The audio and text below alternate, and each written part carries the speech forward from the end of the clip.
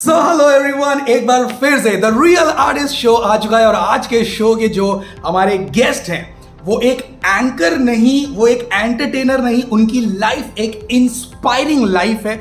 वो एक गांव से, एक बहुत ही छोटे से गांव से बिलोंग करते हैं, बड़ोदिया, जो इंदौर के पास है। और उस गांव की टोटल पॉपुलेशन सिर्फ 4000 है। उसमें से एक बंदा अपने गांव से निकलता है और मुंबई में आकर के अपना एक अंपायर बना लेता है। वो बंदा बहुत सारे लोगों के लिए एक इंस्पिरेशन है। उनकी जर्नी मुझे रिकॉर्ड करनी है क्योंकि वो एक रियल आर्टिस्ट है। लेडीज एंड जेंटलमैन, कुछ चीजें मैं उनके बारे में आपको बताना चाहूंगा। पिछले 5 सालों से इन्होंने जितने भी वेडिंग शोज किए हैं वो सारे अवार्ड विनिंग वेडिंग्स हैं। इनके कोई भी शो को अगर आप यूट्यूब पे जाकर के देखोगे तो कम से कम 2000 का क्राउड है। एंड भाई साहब, ट्रस्ट मी, ये करते इतना है बट दिखाते सिर्फ इतना है। इनकी रियल लाइफ जानने के लिए मैं बहुत ज्यादा एक्साइटेड हूं। So ladies and gentleman, let's see कि ये मैं किसके बारे में बात कर रहा हूं। Let's play the intro.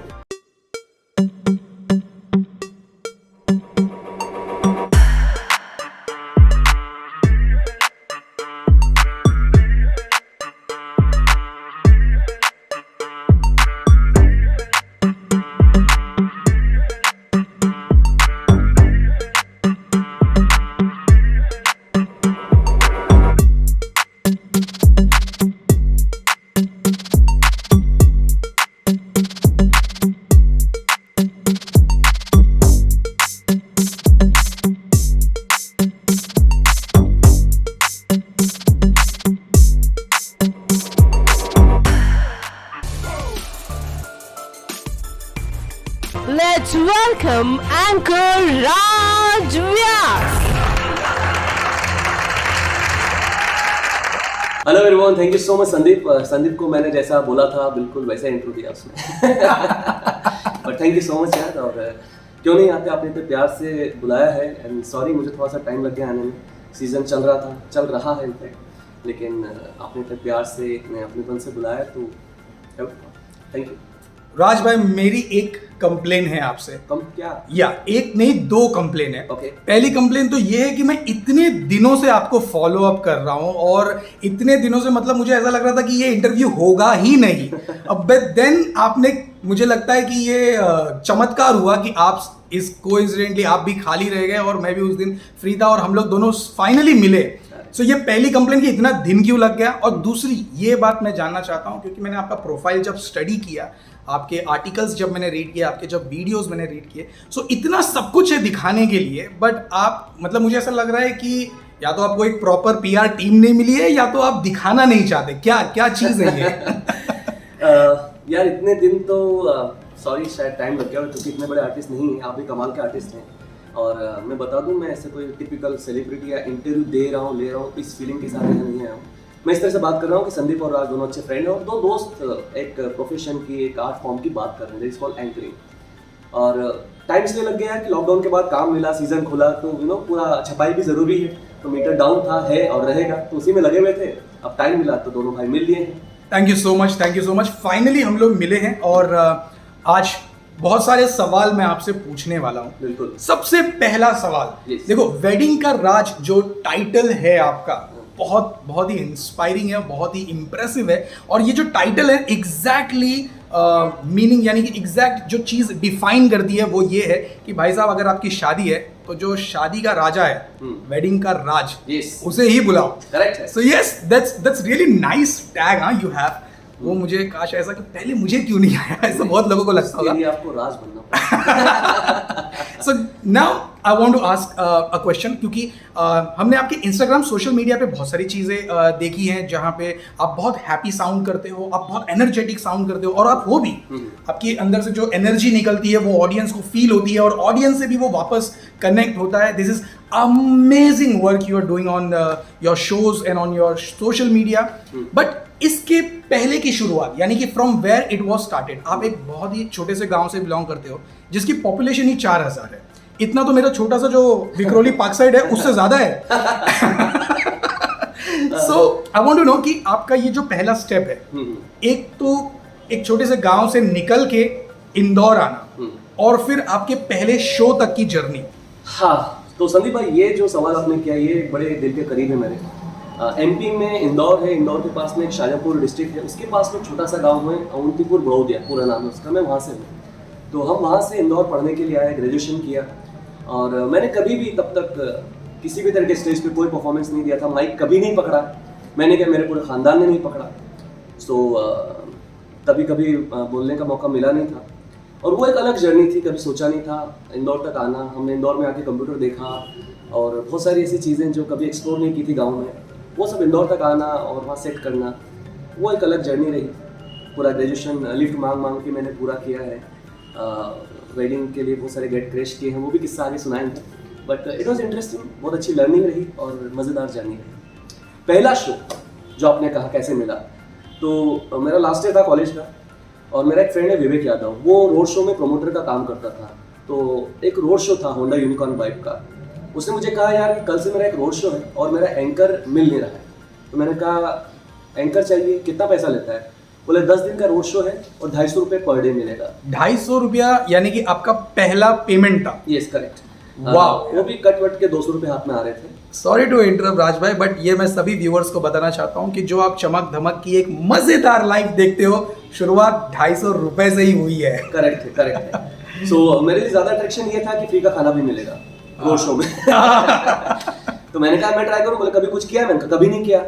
तो विवेक का मैं हमेशा थैंकफुल रहूंगा, उसने मुझ पर ट्रस्ट किया और बोला चलो करते हैं। फिर जो इवेंट मैनेजर थे उनसे हमने झूठ बोला कि मैंने कुछ किया हुआ है। फिर पहली लोकेशन रोड शो, सामने कोई नहीं है। और वो पहला रोड शो जिस लोकेशन पे किया हमने, इंदौर में एक जगह है पाटनीपुरा, वहाँ से स्टार्ट किया और वो अच्छा निकला। थोड़ा कॉन्फिडेंस आया और चीज़ें आगे बढ़ी। आपके पहले शो की जो शुरुआत हुई है, और हर एक बड़े आर्टिस्ट की शुरुआत 50, 100 और आप तो फिर भी थोड़े महंगे थे, 250 रुपये आपको मिला था। सो ये तो हुई आपके पहले शो की जर्नी। लेकिन सबसे बड़े अचीवमेंट जो मैंने आपके आर्टिकल्स पढ़ते वक्त देखा कि आपने 2010 में बहुत सारे टाइटल्स जीते हो, जिसमें से आपका पहला टाइटल है फेस ऑफ एमपी। ये टाइटल आपने जीता है। Mister smart 2010 and then Zee cine star में आपको वाइल्ड कार्ड एंट्री मिली थी, यानी कि आपका टेलीविजन पे पहला ब्रेक, वो भी सब 1 साल के अंदर। जी हाँ। यानी कि मैं अगर कहूंगा कि काफी लोगों की पूरी जिंदगी होती है वैसे जो आपने 1 साल में जिया है, तो हाउ इट वाज लाइक कि एकदम रोलर कोस्टर होगा यार वो 1 साल। एक्चुअली संदीप भाई, वो ना रोड शो के बाद में मुझे इस फील्ड में बड़ा इंटरेस्ट आ गया था। हाँ। तो मैंने देखा कि मैं फट गया था पूरी तरह से एक्चुअली। तो जो भी कंपटीशन हो रहे थे मैं सब में हिस्सा ले रहा था। फेस ऑफ इंदौर हुआ, मिस्टर स्मार्ट हुआ, टैलेंट ऑफ द ईयर हुआ, जी सिने स्टार हुआ, and luckily back to back मैं सब जीतता जा रहा था। वाओ यार। सो मतलब 2010 में अगर टीवी में कोई बंदा अगर आ जाता है ना, तो जैसे कि फॉर एग्जांपल अगर मुंबई का कोई बंदा अगर टीवी के किसी शो में आ गया, तो वो सिर्फ उस एरिया के साथ में पूरा इमोशन जुड़ जाता है। Correct. अगर आपने इंदौर से अगर आपने पार्टिसिपेट किया था, तो मुझे लगता है कि वो फैन फॉलोइंग आपकी मतलब ऐसी हो गई होगी कि भैया ये मेरे कॉलेज का बंदा है। हाँ. सो वो एक स्टारडम जैसा भी आपने उस साल बहुत कुछ देखा होगा। हाँ बिल्कुल, मज़ा आया। और क्या होता है कि इंदौर अब तो बहुत बड़ा हो गया है, 10 में थोड़ा छोटा था, तो एकदम से हाइप मिल जाता है, तो बहुत खुशी होती है। और न्यूज़पेपर में आपके आर्टिकल्स आ रहे हैं, पापा पढ़ते हैं तो खुशी होती है। तो अलग ही एक लेवल पे था। सो ये जब आपने जी सिने स्टार में जब आपने पार्टिसिपेट किया और उसके बाद then you shifted to Mumbai and from Mumbai you are weddings का राज। भाई राज कर रहे हैं वेडिंग्स में। So now day 1 from Mumbai to till the day आज जो आप एंजॉय कर रहे हो, इसकी जर्नी अगर आप शॉर्ट में बताना चाहो। यार ये जर्नी बड़ी कमाल की रही है। मैंने कहा ना, चैप्टर है अलग अलग, गाँव का चैप्टर अलग है, इंदौर का चैप्टर अलग है, मुंबई का चैप्टर अलग है। और यहाँ पर जब डे 1 आया, मैं आ तो गया था कि यार कुछ करना है, यहाँ पर क्या करना है, एंकरिंग कैसे करना है, समझ में नहीं आ रहा था। लेकिन इंदौर में मुझे लगा था कि यार यहाँ पर मेरा सेचुरेशन आ चुका है, क्योंकि वहाँ पर एंकर बेस्ड वही शो आ रहे थे जो मैं कर चुका था। लाइक फ्रीक्वेंट वही चीज हो रही थी, नया कुछ नहीं कर पा रहे थे। एज एन आर्टिस्ट मुझे लग रहा था कि यार अभी कुछ नया करने को मिल नहीं रहा है मुझे। तो मुंबई आना हुआ। अब मुंबई में आके टोटल ब्लैंक, कहाँ जाएं, क्या करें, क्या ना करें। तो मलाड में एक इनोवेट मॉल है, वहाँ पर मैं सैटरडे संडे चला जाता था, वीकेंड एक्टिविटी होती थी। तो वहाँ कोई तो लड़की थी जो कुछ ना कुछ बच्चों के गेम्स कराती थी। मैं दिन भर उसको देखता रहता था, चुपचाप बस देखता रहता था। और फिर कुछ इवेंट मैनेजर्स को कांटेक्ट किया, धीरे धीरे शो मिलना शुरू हुआ। तो मैंने रोड शो किए हैं, ऐसे लोकेशंस पे किए हैं जहाँ पर कोई क्राउड नहीं होता, डेड लोकेशन जिनको बोलते हैं। और टिपिकल रोड शो एंकर का काम होता है बिल्कुल मदारी टाइप, लोगों को इकट्ठा करना, जहाँ पर कोई नहीं है वहाँ पर आपको 1000 लोग इकट्ठा करने हैं। तो आज जब कोई कहता है ना मुझे यार थोड़ा सा क्राउड पुलिंग करना है, थोड़ा सा लोगों को इकट्ठा करना है, तो मैं सोचता हूँ कि यार एक रोड शो का बंदा खड़ा है आपके सामने, आप उसको क्राउड पुलिंग सिखा रहे हैं। एनीवेज, तो रोड शो किया है, फिर मैंने सोसाइटी में ऐसे एंकरिंग भी की है जहाँ पर माइक अलाउ नहीं था, साउंड अलाउ नहीं था, तो बिना माइक के 3-3 घंटे बोलना है, चिल्ला चिल्ला के बोलना है, गले की वाट लग जाती थी बिल्कुल। वो शो भी किए हैं।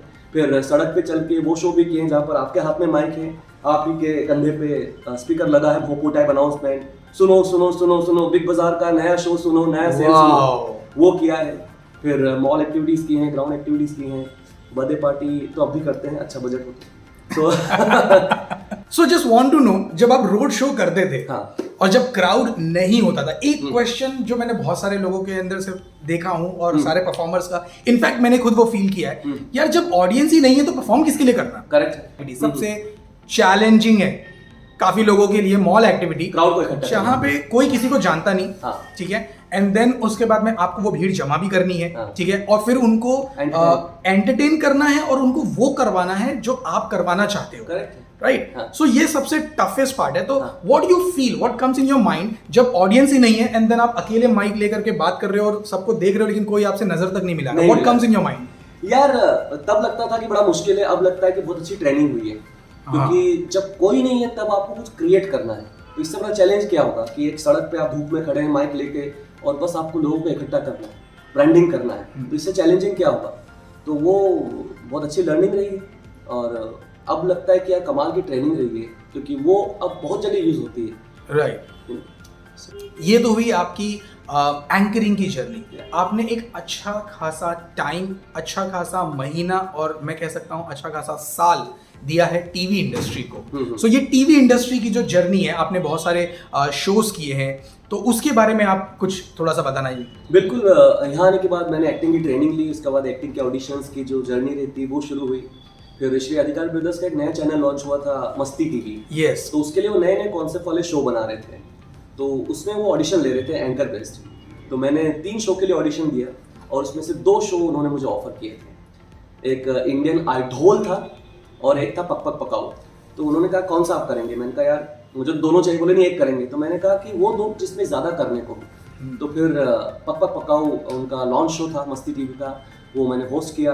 कुछ टाइम बाद उसको लिखा भी, कुछ टाइम बाद उसको मैंने डायरेक्ट भी किया। तो उसमें मैंने 70+ कैरेक्टर्स प्ले किए थे। वाह। ऑन रोड रियल ऑडियंस के साथ में हम प्रैंक करते थे।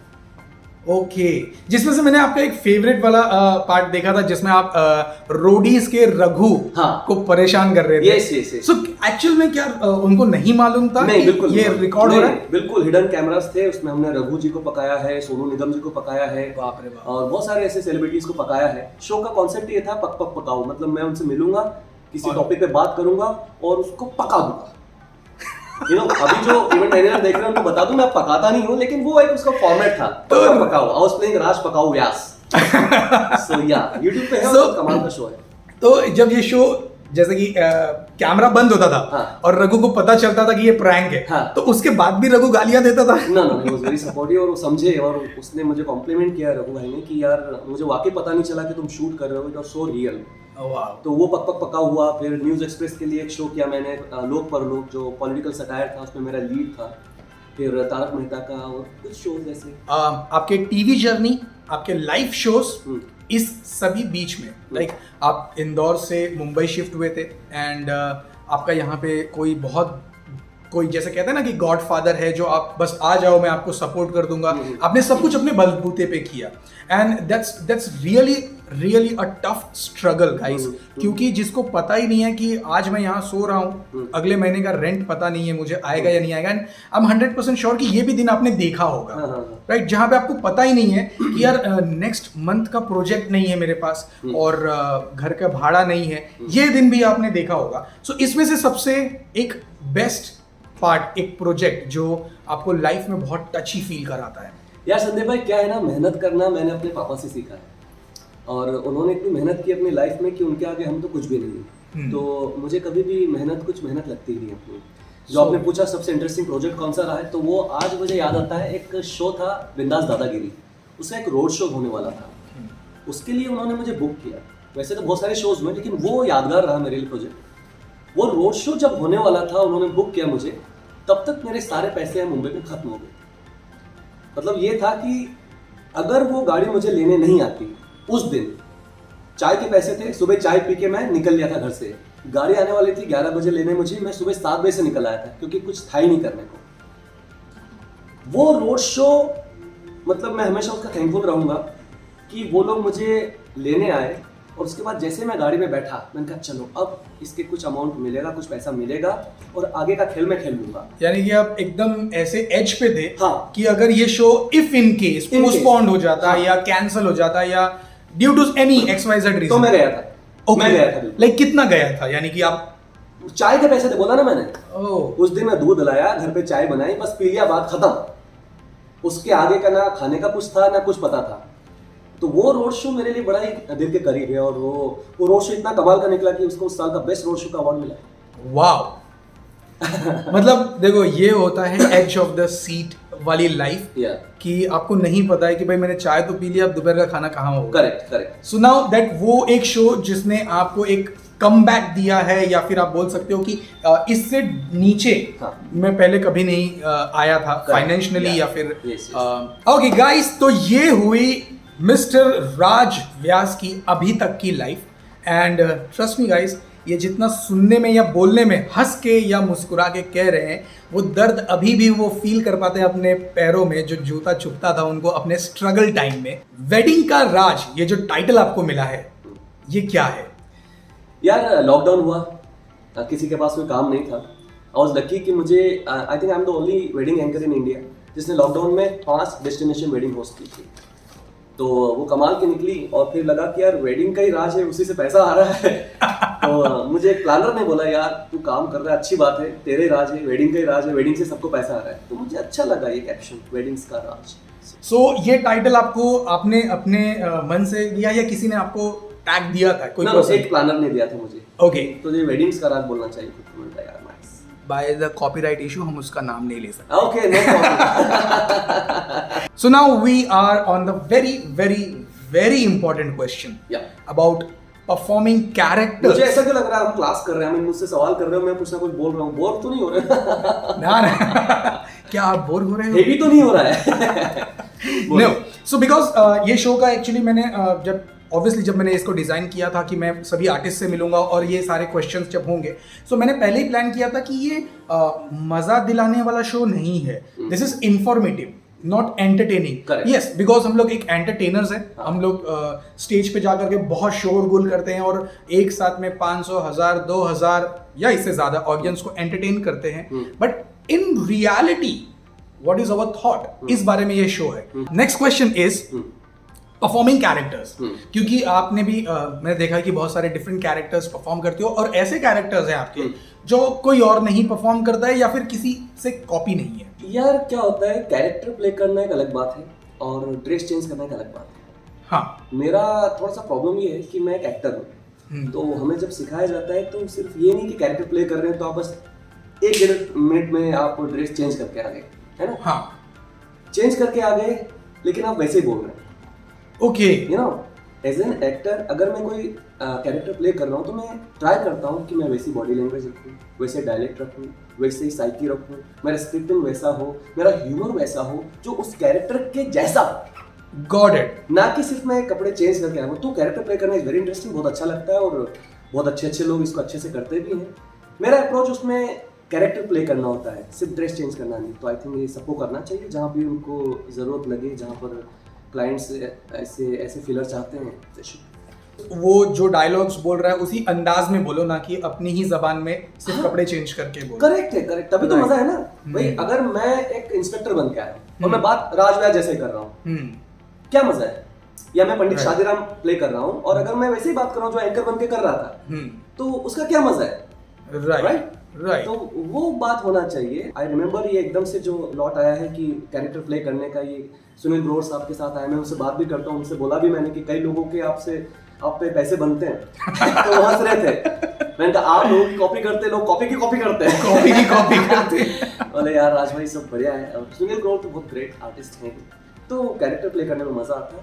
लेकिन इसको थोड़ा जेन्युइन तरीके से करना चाहिए सब, तो और ज़्यादा मज़ा आएगा, ऑडियंस को ज़्यादा मज़ा आएगा, हमारी इंडस्ट्री को ज़्यादा मज़ा आएगा। हर एक बंदा भले वो आर्टिस्ट है या नहीं है, लेकिन उसके लिए सबसे इंपॉर्टेंट ये है कि भाई सोशल मीडिया पे होनी चाहिए मेरे फॉलोअर हो भी 10,000 प्लस। सही जवाब। ठीक है Yeah. और उस पे ना ऐसा है कि भाई मैं क्या करता हूँ, मेरा फोटो देख लो, मेरा प्रोफाइल देख लो, तो नहीं समझ में आता। और काफी आर्टिस्ट जो हैं वो इस चीज में परेशान है कि यार मैं मेरा रीच कैसे क्रिएट करूं मेरे इंस्टाग्राम पे, मेरे यूट्यूब पे फॉलोअर्स, बट रियल टैलेंट पे बहुत ही कम काम करते हैं वो लोग। ऐसे बहुत सारे आर्टिस्ट हैं जिनके नंबर्स बहुत ज्यादा है, बट जब परफॉर्म करते हैं तो समझ में आता है कि यार ये तो जीरो है यार। क्या जरूरी भी है सोशल मीडिया? यार बिल्कुल ज़रूरी है, उसके बिना तो कुछ हो ही नहीं सकता। और सोशल मीडिया जो है बहुत बड़ा एक ब्लेसिंग है, लेकिन डिपेंड करता है आप इसको कैसे यूज़ करते हो। यू नो, लॉकडाउन के बाद जो सोशल मीडिया एकदम से फटा है। आपका सवाल बड़ा अच्छा लगा मुझे, और उस पर जो मैं देखता हूँ, मैं भी करता हूँ, ठीक है। मैं सिर्फ इतना कहना चाहता हूँ भाई कि कोई भी आर्टिस्ट, नॉट ओनली एंकर,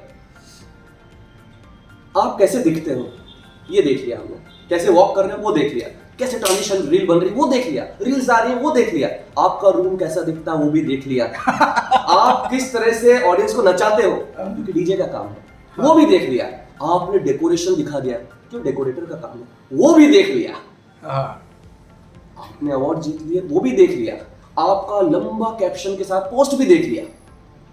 फिर मैंने सोचा कि यार ये तो कमाल के एंकर होंगे, चलो यूट्यूब पे चल के इनका वीडियो देखते हैं।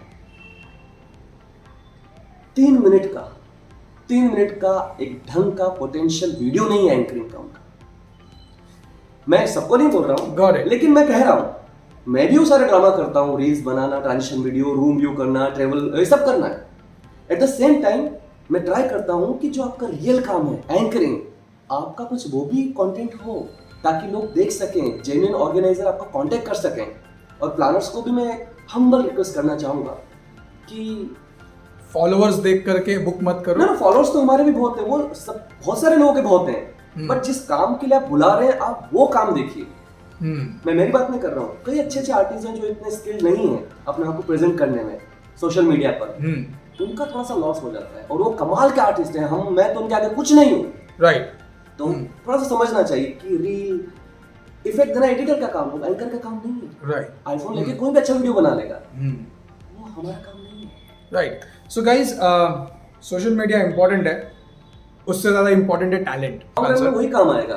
आप देखना 1-2 साल बाद वो गायब हो जाएगा, क्योंकि राइट, असलियत जो है, रियल टैलेंट, वो फट के बाहर आ जाता है। Right. So true. So guys, ये थोड़ा सा बहुत सीरियस सा हो गया, मुझको ऐसा यार लग आप रहा सवाल है। ऐसा कर रहे हो, मैं तो बड़ा फनी एंकर हूँ, आप क्वेश्चन ऐसे कर रहे हो। Okay, so let's go to some funny facts। और चलो हम लोग एक काम करते हैं, एक छोटा सा गेम लेकर आया हूं मैं, इसे कहते हैं रैपिड फायर, जो आपने इससे पहले किसी भी शो में नहीं देखा होगा। कितना नया है, कितना ओरिजिनल है यार। इतना ओरिजिनल, मैंने कितना टाइम लगाया। ये ओरिजिनल सुन के मुझे ओरिजिनल किस्सा याद आया। मैं एक एंकर से मिला, नाम नहीं लूंगा उससे, मैंने कहा भाई क्या कर रहे हो? बोले राज भाई नए कैरेक्टर प्ले कर रहा हूँ। मैंने कहा कौन सा? गुप्ती। तो आपका रैपिड फायर भी इतना ओरिजिनल है। Original rapid fire. So let's start with the rapid fire quick questions जिसका रिप्लाई आपको जल्द से जल्द देना है। एंड पहला क्वेश्चन, यस, मेल होस्ट या फीमेल होस्ट? कोई भी अच्छा होना चाहिए। कोई भी अच्छा होना चाहिए। किस लिए? उस लिए नहीं जिसलिए संदीप सोच रहा है, उस लिए जो मैं चाहता हूँ। और उसमें क्या क्वालिटी होनी चाहिए शो के लिए? वो को होस्टिंग से बड़ा शो को समझे, क्योंकि शो से बड़ा कोई नहीं है। राइट। किस टाइप के आर्टिस्ट से आज भी आपको डर लगता है? जो आर्टिस्ट होने की एक्टिंग करते हैं, वो ना भी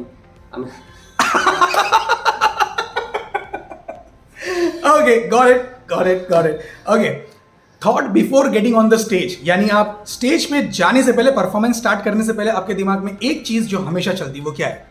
कि अब तो भाई मैं शाहरुख खान हूं, मैं टॉम क्रूज हूं। वाओ, मतलब वो फील लेकर के जब शो पे आदमी जाए तो wow, that's really nice. Stage पे सबसे अच्छा क्या लगता है? रिस्पॉन्स। स्टेज पे सबसे खराब क्या लगता है? खराब कुछ नहीं लगता यार, पार्किंग अनाउंसमेंट। अरे भाई मैं सोचो यार, आप बिल्कुल सेलिब्रिटी एंकर की तरह एंट्री ले रहे हो और एकदम से वेलकम कर रहे हो, बिल्कुल रॉक स्टार बन के, और कोई बोले यार वो MS-02-356 तो इंडिका हटवानी है। हम मना भी नहीं कर सकते क्योंकि चेक उधर से आना है। Right now you are at the level जहां पर मैं ये क्वेश्चन आपसे पूछ सकता हूं, जहां पे आप अपने जो फ्रेटर्निटी के लोग हैं, अपने इंडस्ट्री के जो एंकर हैं, आर्टिस्ट हैं, जो आज आपको फॉलो करते हैं, ऐसे बहुत सारे लोग हैं जो छोटे से गांव में हैं, छोटे से कस्बे में हैं, and they want to become something, and they want कि भाई हम उसको फॉलो करें जिसने ये किया है। So you are a perfect example for people who stage in your village. आज भी आपका एग्जाम्पल लोग देते होंगे, तो आप उनको क्या सजेशन देना चाहते हो कि आप अपनी लाइफ में अगर आगे बढ़ना चाहते हो, so this is what you have to be on the plan, mindset कैसा होना चाहिए, आपकी तैयारी कैसी होनी चाहिए, एक सजेशन जो नए उभरते कलाकार as a anchor, as a artist, आप क्या सजेस्ट करना चाहोगे? यार thank you so much Sandeep. Actually I don't think कि मैं इतना सीनियर एक्सपीरियंस्ड हूँ कि लोगों को सजेस्ट कर सकूँ, सो स्वीट ऑफ यू। लेकिन फिर भी विद ऑल माई मॉडेस्टी कि जो भी काम करें दिल से करना चाहिए, क्योंकि कोई भी ऐसी फील्ड नहीं है, कोई भी ऐसा नंबर 1 आदमी किसी भी फील्ड में नहीं है कि जो उसने बिना मन से किया हो टॉप कर गया हो। चाहे वो क्रिकेट हो, स्पोर्ट्स हो, किसी भी तरह का स्पोर्ट्स हो, कोई भी आर्ट फॉर्म हो, पॉलिटिक्स हो, कोई भी हो, काम को अपने दिल में रखो और दिल को काम में लगाओ। वाओ, तो थैंक यू सो मच राज व्यास, जिन्हें हम प्यार से कहते हैं वेडिंग्स का राज। और by this we end the show. Thank you so much. और आप हमारे दर्शकों के लिए कुछ कहना चाहोगे? Well thank you so much Sandeep, मुझे अपने शो में इनवाइट करने के लिए। और संदीप का बड़ा अच्छा यूट्यूब चैनल है, एंकर संदीप ब्लॉग। आप सब इसको लाइक करें, शेयर करें, सब्सक्राइब करें, क्योंकि ये एक जेन्युइन बंदा है जो जेन्युइन आर्टिस्ट को ढूंढ रहा है। इसलिए नहीं कि मैं आया हूँ शो में, लेकिन जेन्युइनली इनका अप्रोच बड़ा पॉजिटिव है। तो इस चैनल को आप लाइक करें, शेयर करें और एंजॉय करें। All the best. Thank you so much and by this we end the show. मिलता हूं मैं आपको अगले वीडियो में एक और नए रियल आर्टिस्ट के साथ में। Till then good bye.